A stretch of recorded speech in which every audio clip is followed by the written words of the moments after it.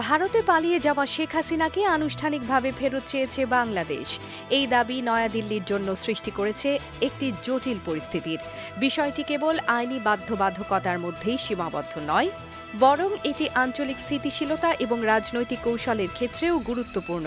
বৃহস্পতিবার ২৬ ডিসেম্বর প্রকাশিত দ্য স্টেটসম্যানের প্রতিবেদনে বলা হয়েছে, ভারত এখন শেখ হাসিনাকে নিয়ে একটি উভয় সংকটে রয়েছে। যদি ভারত হাসিনাকে প্রত্যার্পণ করে, তাহলে সমালোচকেরা অভিযোগ করতে পারে যে তারা বাংলাদেশের অন্তর্বর্তী সরকারের সঙ্গে সম্পর্ক তৈরি করেছে। অন্যদিকে যদি ভারত হাসিনাকে ফেরত না দেয়, তাহলে ঢাকার সঙ্গে সম্পর্ক খারাপ হওয়ার ঝুঁকি থাকবে। এর ফলস্বরূপ বাণিজ্য, সীমান্ত নিরাপত্তা এবং আঞ্চলিক সহযোগিতা ক্ষতিগ্রস্ত হতে পারে। ভারতের অভ্যন্তরীণ রাজনৈতিক পরিস্থিতিতেও এর প্রভাব পড়বে, কারণ বিরোধী দলগুলো সরকারের কৌশল ও বৈদেশিক নীতির প্রশ্ন তুলতে পারে।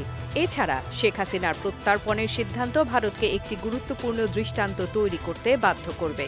ভবিষ্যতে এ ধরনের পরিস্থিতির মুখে পড়লে ভারত কিভাবে পদক্ষেপ নেবে তা স্পষ্ট হবে। তবে বর্তমানে ভারত নীরব কূটনৈতিক তৎপরতা চালানোর মাধ্যমে উত্তেজনা সৃষ্টি না করে পরিস্থিতি মোকাবেলা করতে পারে। এই জটিল পরিস্থিতি দক্ষিণ এশিয়ার কূটনৈতিক ভূচিত্রে একটি নতুন পরীক্ষার সম্মুখীন করেছে। AB news desk report.